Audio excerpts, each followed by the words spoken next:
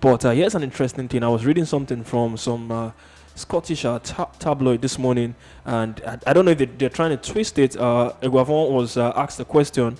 He said, it was asked about Balogun. So this is what Eguavoen said. The only thing is to change the style of play because the personnel is not there as expected. But this is where the issue is now. Only on Balogun. He said, they asked Eguavoen, he said, we spoke. So Eguavoen responding to Leon Balogun, he said, we spoke. It's a back injury. So be it. We just have to alter the formation and how we approach the game. But so everybody's in camp, replaces blah, blah, blah, and all that. So he now said it's not a right to play for Nigeria. It is a privilege. So this is the green, white, green.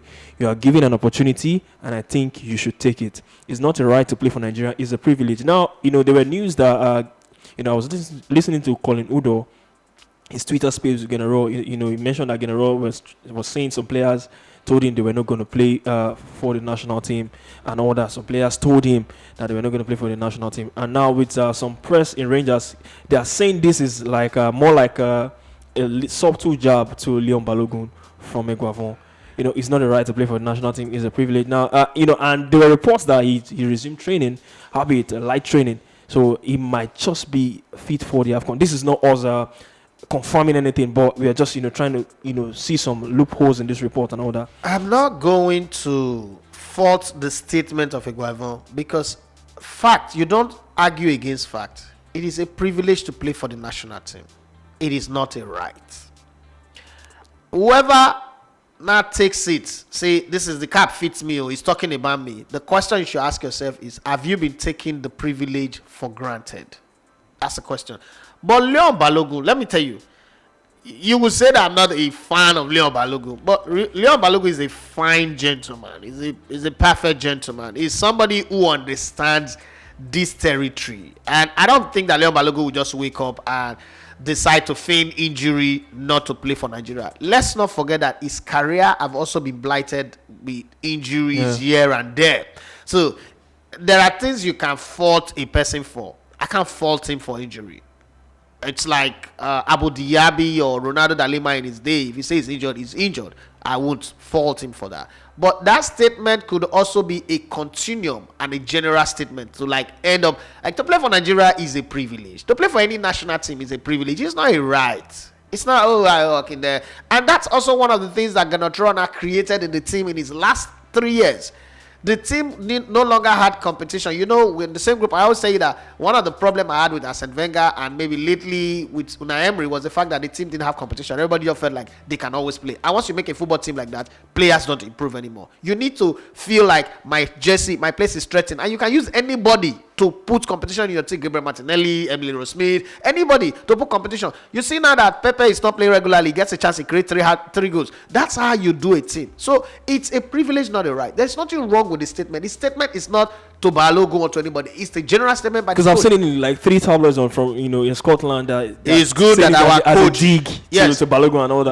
That's their headache. They can create whatever thing that they want to create. That's their headache. Balogun is a matured human being. He would not take it like that.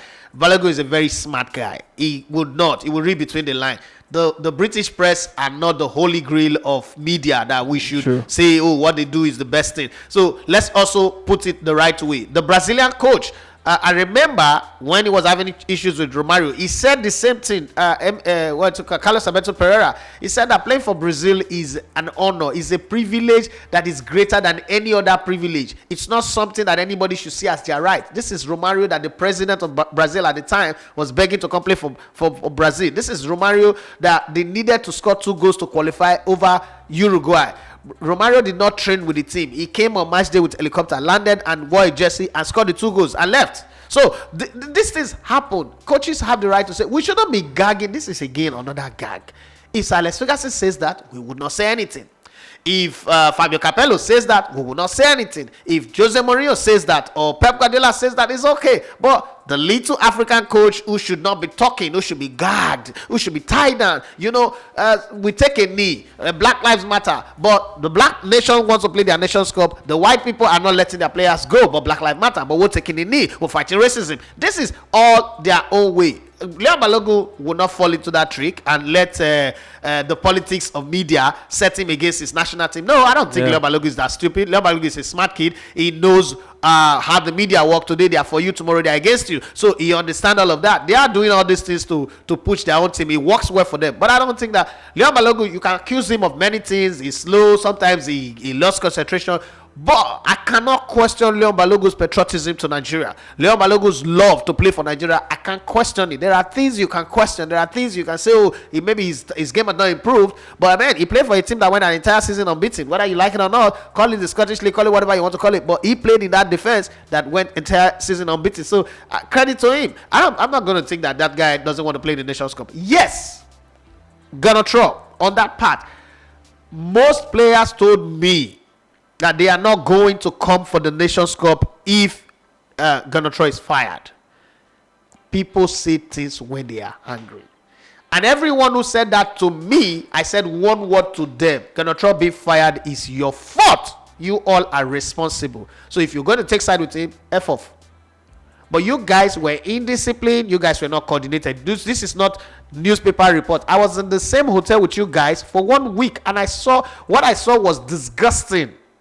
For lack of better word, was disgusting, was an eyesore. I've not seen a football team that disorganized, that stupid in their behavior. So if you guys are not going to come because the coach has been fired, you guys got the coach fired. If you guys were playing your ball very well, behaving well, you can blame the NFF of a lot of things, but this NFF have danced to your tune more than any other NFF in the past. How much are they owing you? Some people were owed. Do you know how long they owe Babayaru? The first time he talked, they blacklisted him. So don't even go there. I'm not making excuses for the NFF, but I'm saying that if any player say he's not going to come because they sacked Ganatroy, yeah, a lot of the players said it at the beginning. But you see, in the heat of passion, people say things. That's why when they say when you're making love, that's not when you make promise. When you're angry, that's not when you make promise. Or when you say things, because you will say things that you regret. That was something that was said out of anger. The heat, the dust, the ashes have all settled down and players decide to come. Most of the players in camp said the same thing.